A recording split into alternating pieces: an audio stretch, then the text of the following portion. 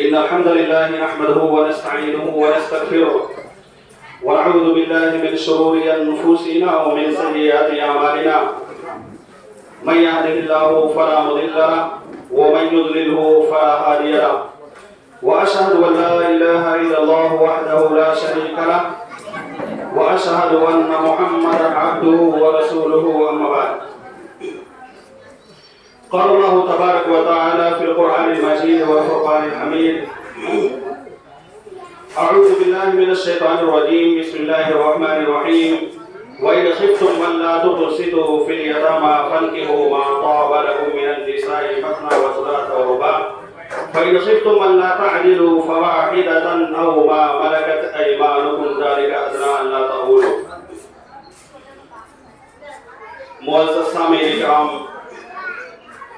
خواتین حضرات، سب سے پہلے اللہ رب العالمین کا ہم تمام لوگوں کو تہہ دل سے شکر ادا کرنا چاہیے کہ جس نے ہم تمام لوگوں کو آج اس جگہ پر اکٹھا ہونے کا، بیٹھنے کا موقع میسر کیا ہے، اور آج اس جگہ پر اللہ اور اس کے رسول صلی اللہ علیہ وسلم کی کچھ باتوں کو سننے کا موقع میسر کیا ہے، اس پر اللہ رب العالمین کا شکر ادا کرنا چاہیے. یقیناً آپ لوگ قابل مبارکباد ہیں کہ آج آپ لوگوں نے اس پروگرام کو انعقاد کیا ہے، قائم کیا ہے. ویسے اگر اس دنیا کے اندر بہت سارے اپنے مسلمان بھائی ایسے پائے جاتے ہیں، ان کا جائزہ لیا جائے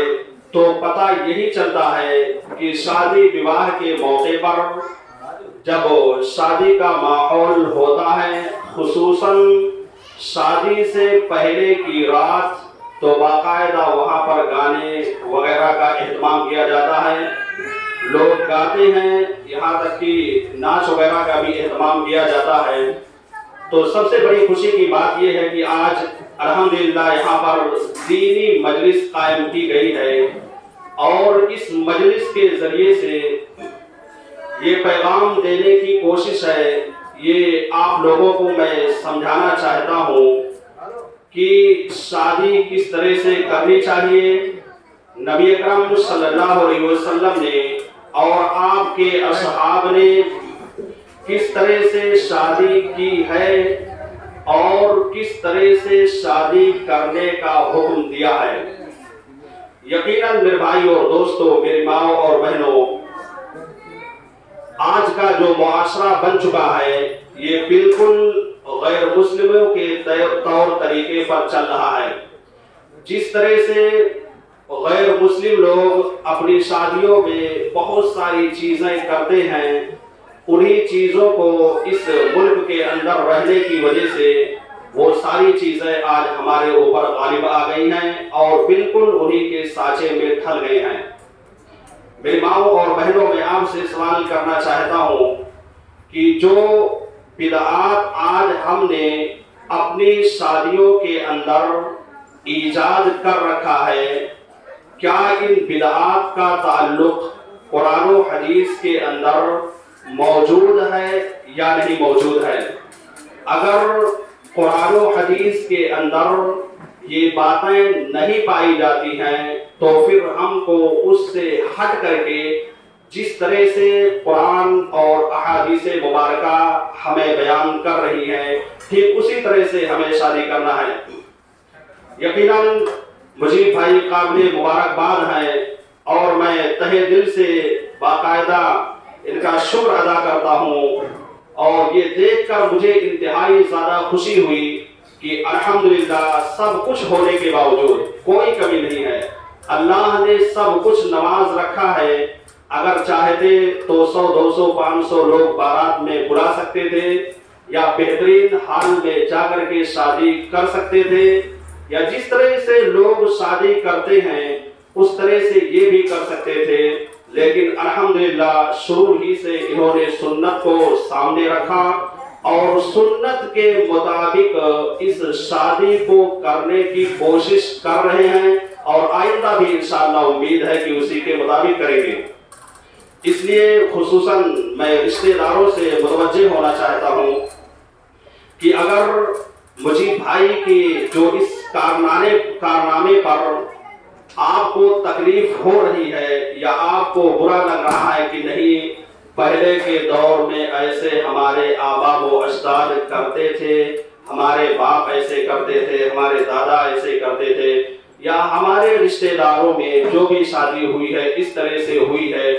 تو ان کے اوپر ناراض ہونے کی ضرورت نہیں ہے۔ انہوں نے الحمدللہ سنت کو اپنایا ہے اور سنت کے مطابق شادی کرنے کی کوشش بھی کی ہے۔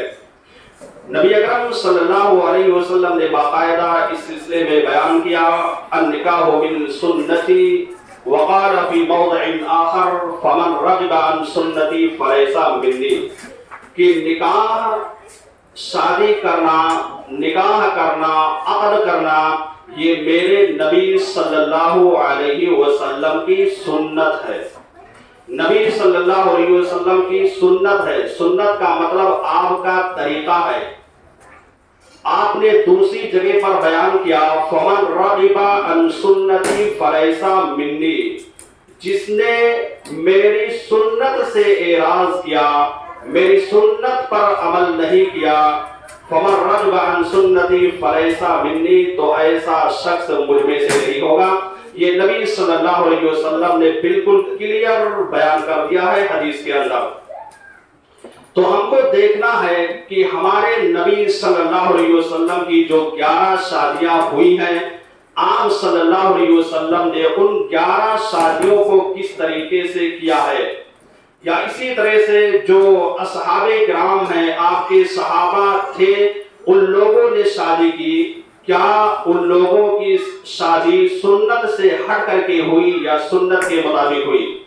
آج جو بدعات ہمارے معاشرے کے اندر پائی جاتی ہیں، آج جو خرافات معاشرے کے اندر پائی جاتی ہیں،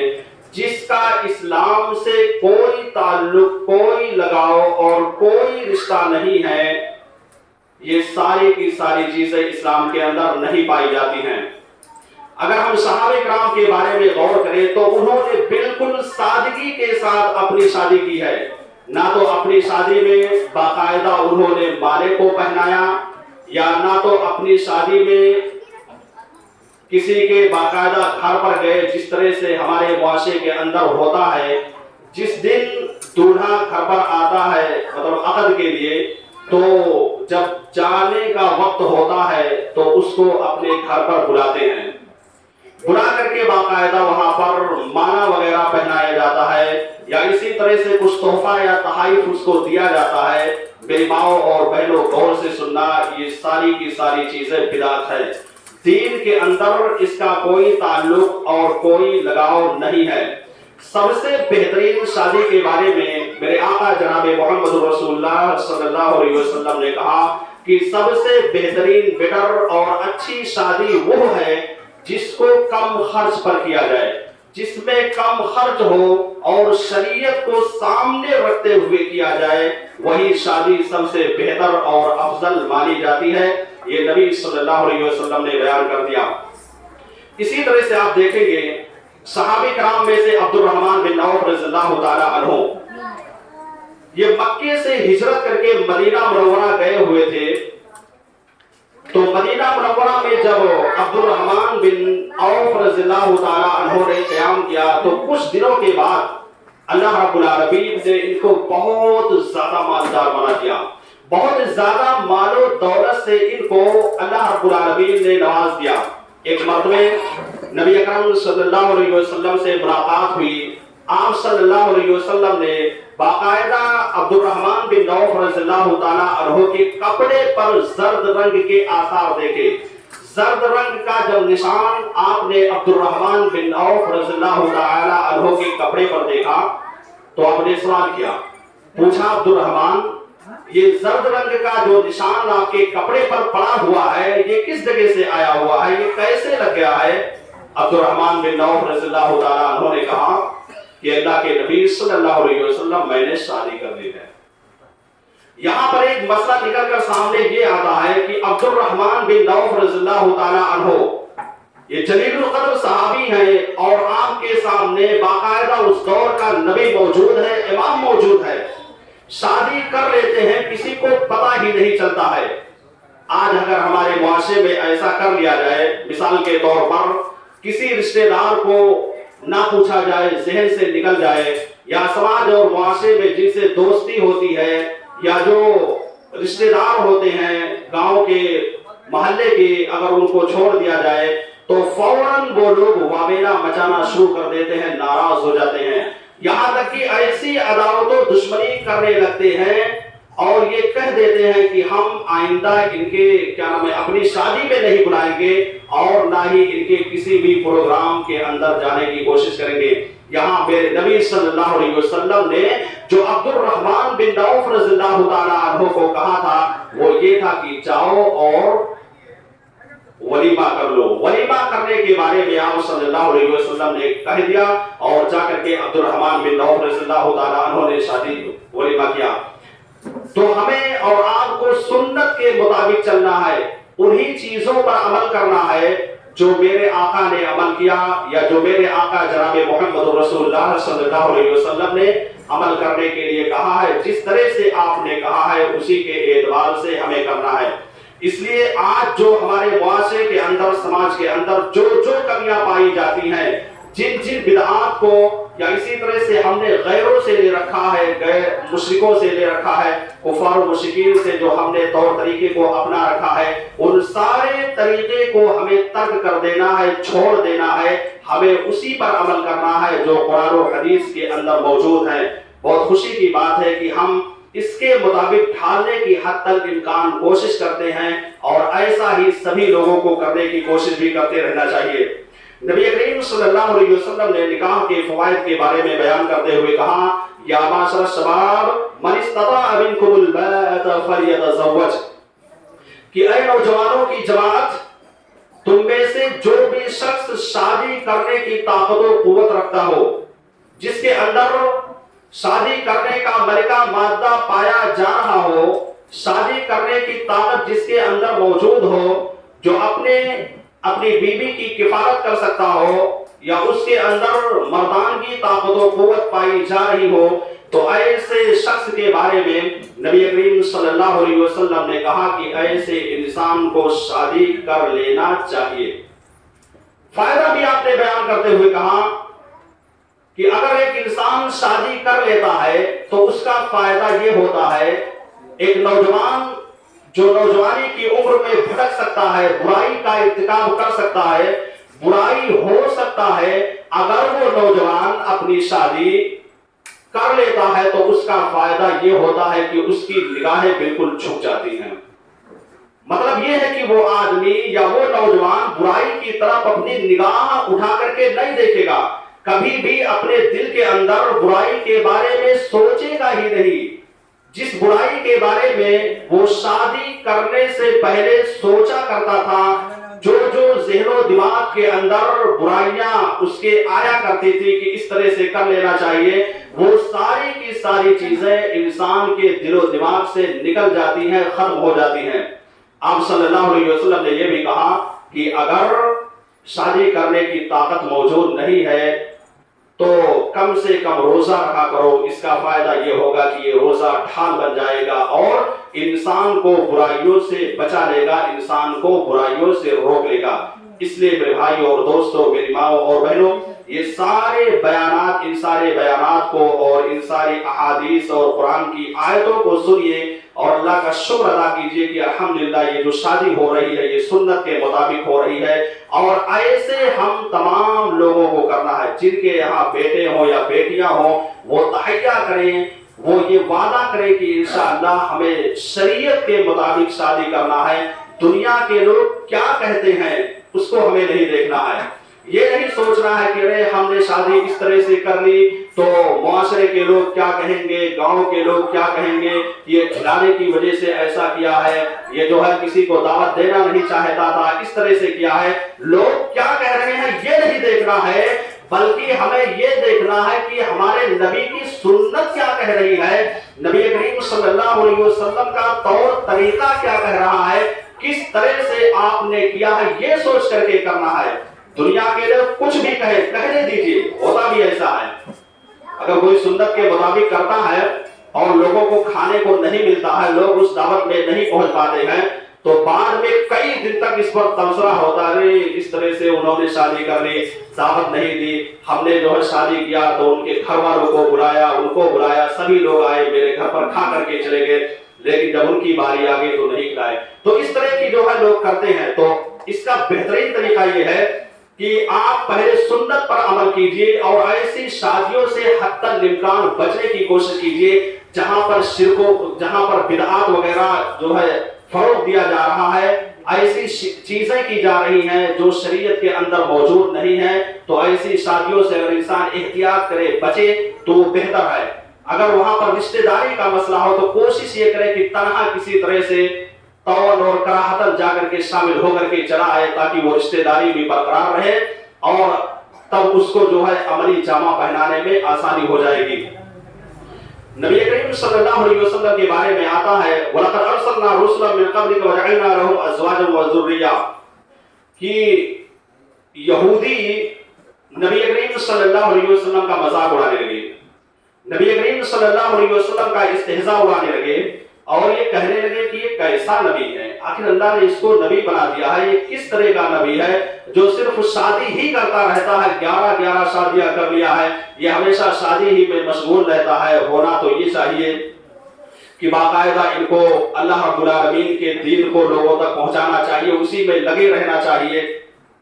اور ان کو شادی نہیں کرنا چاہیے۔ نبی ہو کر کے شادی کر رہے ہیں، تب اللہ رب العالمین نے اس آیت کریمہ کو نازل کر کے کہا وَلَقَدْ أَرْسَلْنَا رُسُلًا مِّن قَبْلِكَ وَجَعَلْنَا لَهُمْ أَزْوَاجًا وَذُرِّيَّةً، کہ ہم نے آپ سے پہلے جتنے بھی انبیاء کرام بھیجے ہیں، یعنی نبی صلی اللہ علیہ وسلم سے پہلے جتنے بھی نبی آئے ان کے بارے میں اللہ تبارک و تعالی نے اس آیت کے اندر کہہ دیا کہ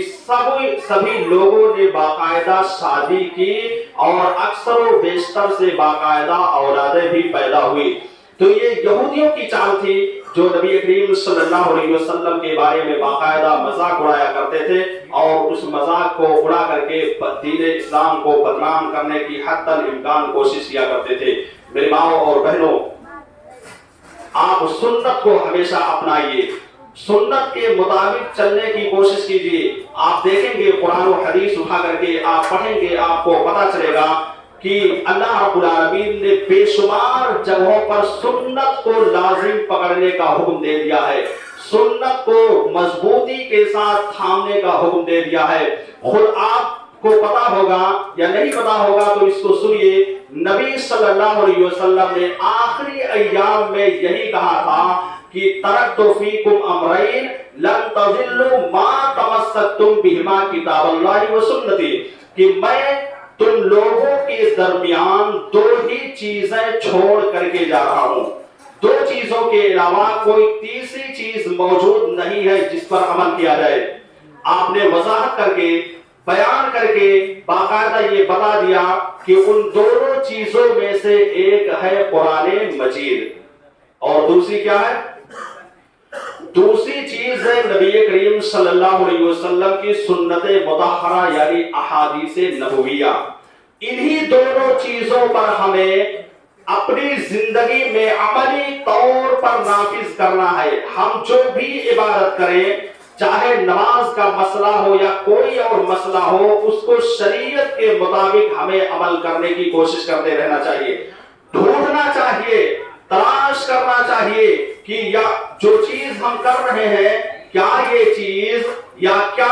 یہ میرا عمل قرآن کے اندر موجود ہے، حدیث کے اندر موجود ہے یا نہیں موجود ہے۔ اگر موجود ہے، پایا جا رہا ہے تو آپ اس کے مطابق عمل کیجئے، اور اگر نہیں پایا جا رہا ہے تو ان ساری کی ساری چیزوں کو ہمیں ترک کر دینا ہے، چھوڑ دینا ہے۔ اور حقیقی معنوں میں سنت کی اتباع کرنے والے اسی وقت ہم اور عام شمار किए जाएंगे कि ये लोग सुन्नत के मुताबिक चलते हैं। जब नबी सल्लल्लाहु अलैहि वसल्लम की अहादीस को और रब्बुल आलमीन के फरामीन को अपनी जिंदगी में अमली तौर पर नाफिज करने की कोशिश करते रहेंगे। इसी तरह से आप देखा जाए तो एक बहुत बड़ी बिदअत पूरे हिंदुस्तान के अंदर पाई जाती है, वो बिदअत बारात का है। बारात को लेकर के लोग इतना बड़ा वावेला मचाते हैं, अगर ये कह दिया जाए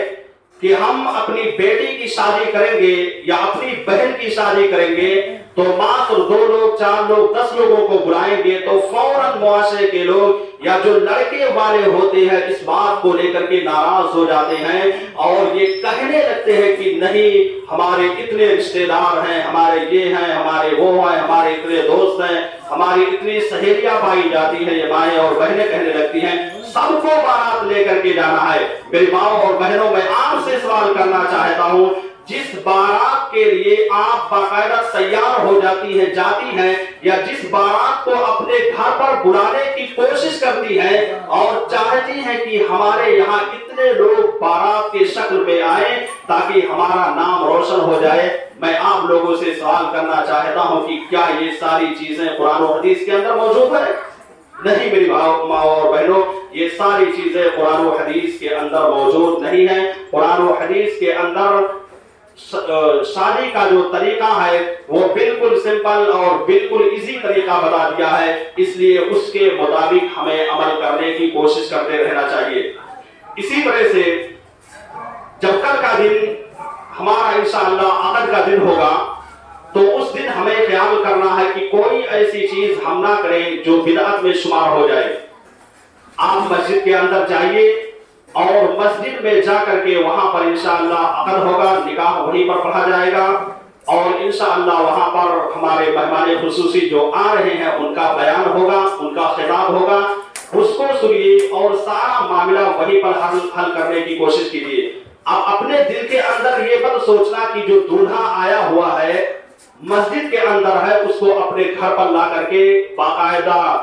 कुर्सी मेज लगा करके वहां पर बिठाएंगे, जितने मेहमान रहेंगे देखेंगे, शायद यहाँ होता है कि नहीं, लेकिन हमारे मैं यूपी की बात करता हूँ कि बाकायदा ऐसा माहौल बन चुका है कि जो दूल्हा होता है विदाई से पहले यानी लड़की को भेजने से पहले घर पर बुलाया जाता है,